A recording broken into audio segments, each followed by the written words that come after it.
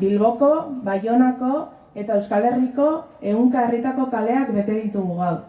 Elkarbizitzarako, bakerako, etxebidean, lelopean, salbuespen legediarekin amaitu eta aurrera egiteko milaka herritar kalera irten gara.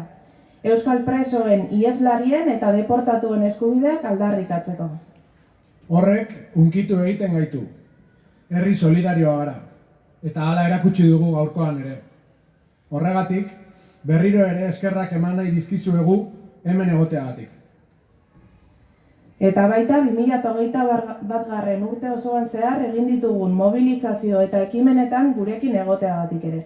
Ez da urte erraza izan, baina espetxe politikari dagokionean urte luzez espero genuen aldaketaren lehen zantzuak ikusten hasteko aukera izan dugu. Hori egunerokoan, maila politikoan, sindikalean, sozialean eta instituzionalean lortutako adostasunei, eta batez ere, urte luzeetan herritarrok kalean eginiko aldarrikapen eta lanari esker lortu dugu. Elkarrekin urratsak emanez lortu dugu. Eta datorren urte honetan ere, bide berean urratsak emanaz, aldaketa horiek espetxe politika berri bat oinarri izatea lortuko dugu.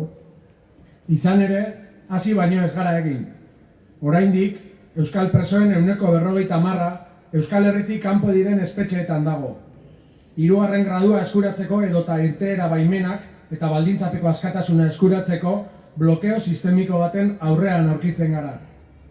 Larriki gaixo diren 19 preso daude oraindik, euren osasunerako eskubidea urratua dutenak.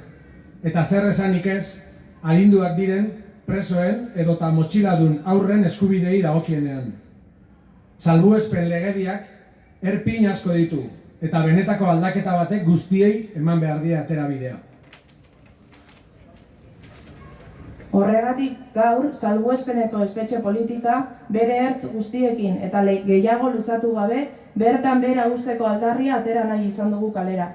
Berau baita Euskal presoek etxerako bidea garatzeko oztopo eta muga nagusia. Bera baita gaur defendatzen ditugun eskubideen urraketaren bermea.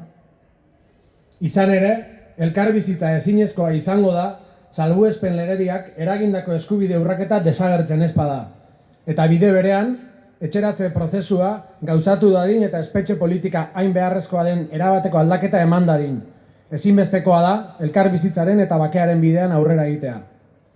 Jarrai dezagun pausoka elkarbizitzarako, bakerako eta etxerako bidean. Elkarrekin lortuko dugu.